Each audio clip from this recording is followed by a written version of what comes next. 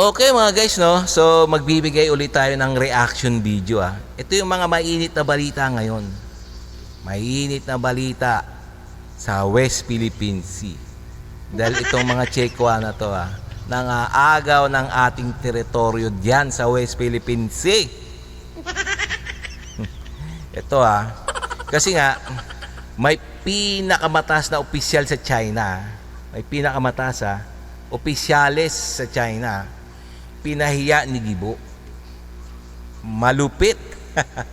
Malupit to si Gibo, no? Bagay na maging presidente talaga to, no? Dapat ito na lang talaga susunod na next president. Ngayon ha, ito yung pag-uusapan natin. Pero bago ang lahat, kung bago ka pa lang sa aking channel, please ha, like and subscribe na lang muna sa ating YouTube channel bago tayo mag-umpisa. Okay?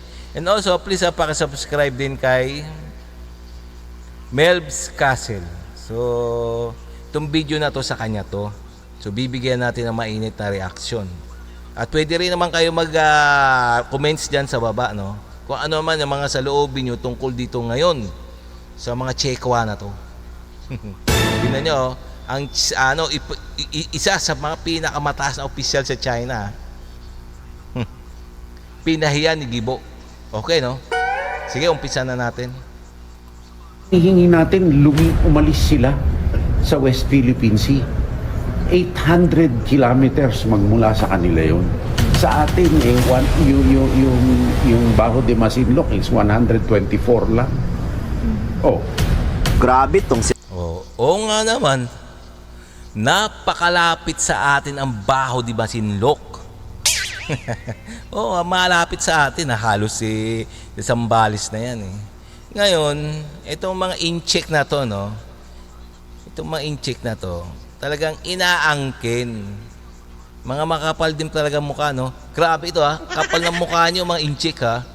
Aagawin nyo, napakalayo na ng, ng Bajo de Masinloc sa bansa nyo, ha? Tsaka may mga sarili naman kayong, no?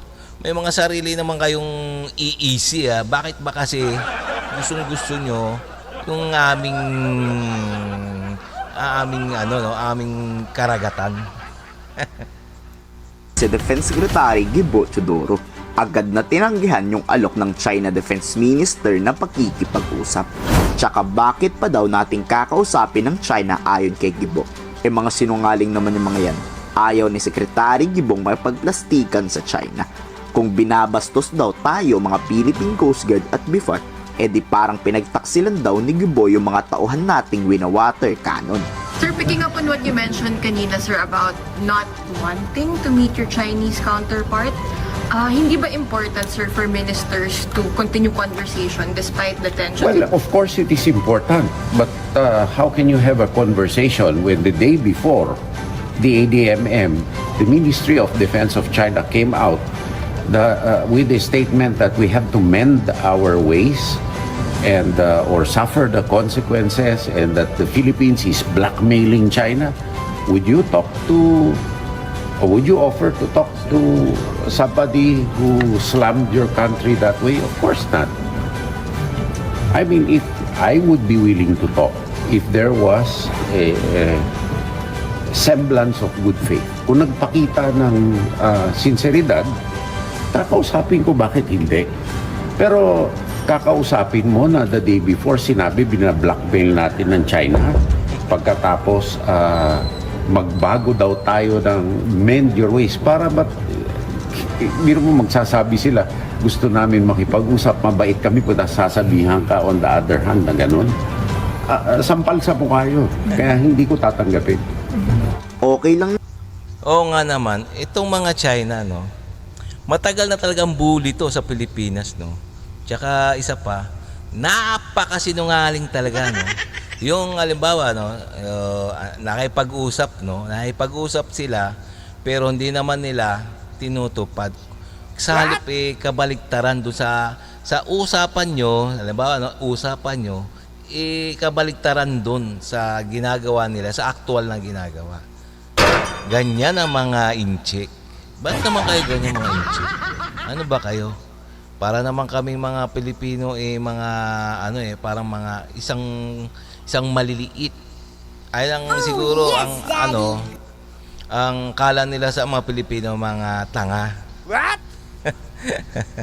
Pero kahit ganito naman tayo, isang maliit na bansa, pero naman, matatalino tayo. Ganyan. Para sa akin, naman daw kausapin natin ang China kung walang issue o problema. Ang kaso nga lang, uutuin tayo ng mga Chinese na yan. Tapos pasabi-sabi pa kahapon si Xi Jinping na may isang bansang nambubuli. Sino ba yun? Ayan na naman, di ba? Dahil si Xi Jinping, magaling lang to si Xi Jinping. Pagkaharap mo, magandang kausap. Pero parang anong nangyari pagka hindi na kayo, nagkahiwalay na kayo. Talagang babanatan ka talaga niya. Parang traidor. Ganun ba? Parang traidor ang usapan. Ganyan ang mga inchik. Diba China? Masyado daw pa-victim ang Chinese Coast Guard. Pag pinalagan naman sila, babalik na rin nila ang sitwasyon. Tinanong naman si Secretary Guo kung anong sagot ng China. Hindi daw to pumalag. Wala daw kasing script Nasisisihin na naman ang Philippine Navy na kawawa ang Chinese Coast Guard. Ang isang tao na sinabi, resist unilateral bullying. So sinusunod lang naman natin ang sinabi. Sino nagsabi no? President Xi Jinping sa APEC. Ito, sabi niya, we must resist unilateral bullying. Ba't pag tayo ang nagre-resist, ayaw nila? Ano reaction, sir, ng China? Wala. Sir, this is the... Hindi ready yung script Tingnan nyo. Tingnan nyo. Talagang atong mga inchik na to. Ba't naman kayo ganyan mga inchik? Puro mga kaplasikan lang naman kayo, mga inchik, yung mga Chekwa. Buiset! Are these alliances having an impact on Chinese aggression? Definitely. It has an impact. Because and it serves also to unearth, to put to light what are true intentions of China. It is not pacific at all.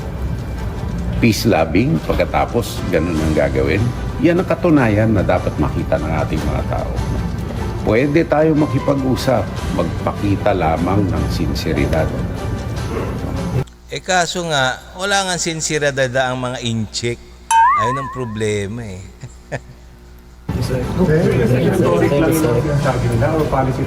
Talaga naman rhetoric yung sinasabi nila. Ang policy nila talaga is to take control of the South China Sea. So lahat ng sinasabi nila, rhetoric yun. Yun ang goal. No? Kasi ang world trade, kontrolado yun. Yung critical underwater infrastructure na tumatawid dyan. Napaka-importante. Nakikialam din sila hanggang sa Baltics, hanggang sa Australia at saka New Zealand, hanggang sa Pacific Islands, hanggang sa South America. So, sino ang hegemonic? Sino ang gustong magpalapad ng kanilang poder sa mundo? China. Okay lang sa atin yun. Huwag lang tayo pakialaman. Ang hinihingi natin, umalis sila sa West Philippine Sea. 800 kilometers magmula sa kanila yon. Sa atin, yung Bajo de Masinloc is 124 lang. O biro mo niya, no? Napakalayo ng 800 kilometer sa China. Tapos gusto pa nilang angkinin. Matindi, malupit tong mga inchik, Samantalang yung ilang kilometro lang malapit na sa ating bansa itong Bajo de Masinloc. Kaya siyempre kahit sinong tanungin mo mga bansa, talagang sa atin ang Bajo de Masinloc. Hindi sa mga inchik. Oh, So any Chinese construction in the Scarborough Shoal would be a red line for the Philippines and the US, would you think?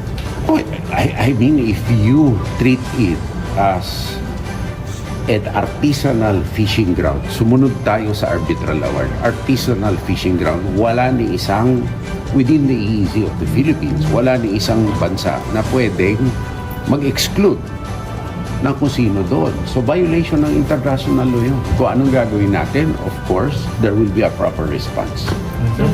Kayo, pabor ba kayo sa ginawang pagtanggi ni Secretary Gibo sa alok ng China? I-komento sa baba ang inyong saloobin. Yes. Kung para sa akin, no, mga kababayan, no, hindi ako pabor sa China. Mga ano sila, mga walang hiya. Talagang nila, gahaman sa teritoryo. Noon pa yan mga inchik na yan. So talagang napakawalang hiya talaga nitong Kaya nga pinahiya na ni...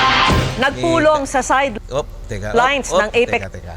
Kaya nga pinahiya na ni Secretary Gibo sa meeting nila ang isa sa mga pinakamataas na opisyal ng China. Buti nga. Okay, no, so nalaman natin na talagang buwang loob ni Secretary Gibo na banggain tong mga inchik na to. Okay, no, mga guys, no, so hanggang dito na lang tayo. Ngayon, kung nagustuhan nyo yung mga ganitong mga reaction video, please like and subscribe na lang muna tayo sa ating YouTube channel bago tayo magtapos. Nang sa ganun, ma-update pa kayo sa mga video na aking pang i-upload sa next day. Okay? Maraming salamat.